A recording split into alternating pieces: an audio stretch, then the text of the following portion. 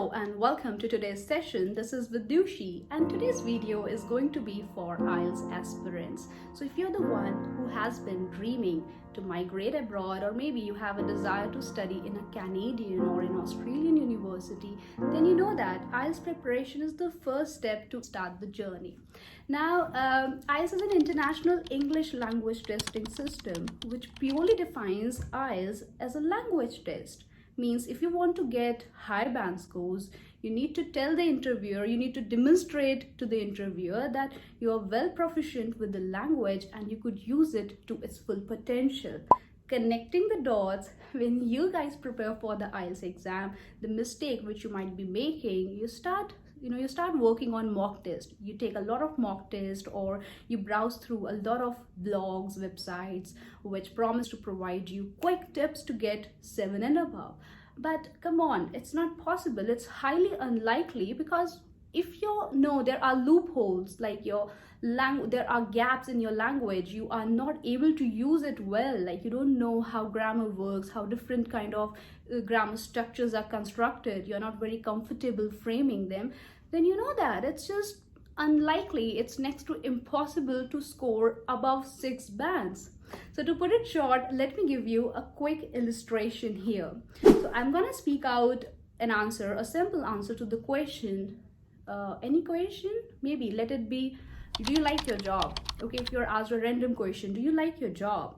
And you speak something like, yes, I like my job, I am an English trainer and I love it because it makes me happy, I help people to learn and improve. Now, the answer you have just provided, not me. See, it's your answer, it's not my answer. So if you're gonna speak like this, it's not gonna get you above 6 bands. Even 6 is just hard to predict, maybe 5.5, because all your sentences are constructed in a very limited grammar, like it's a very poor grammar, I must say. All the sentences are very simple.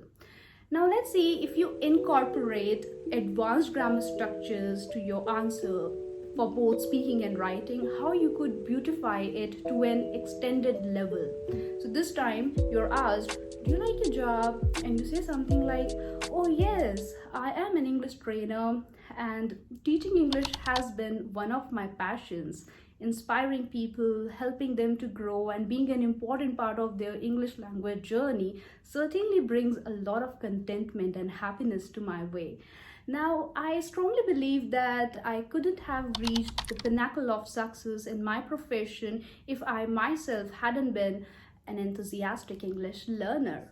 Now, did you just see how I beautified my answer using few complex grammar structures?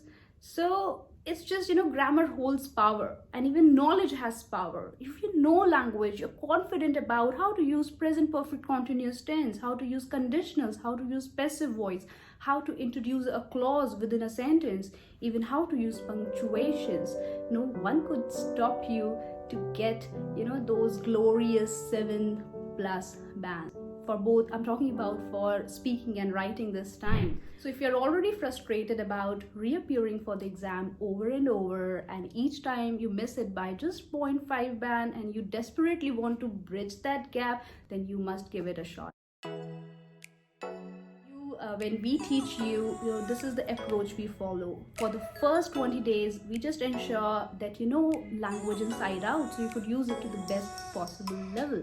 And we call them low-hanging fruits. Low-hanging fruits means you already know that if I prepare this segment, like these grammar patterns, I'm gonna excel at the language. And then comes the strategical part, like how to paraphrase, how to make sure that your sentences are interlinked, the transition between the paragraphs is pretty smooth, and even how to present examples, how to give a good conclusion to the essay.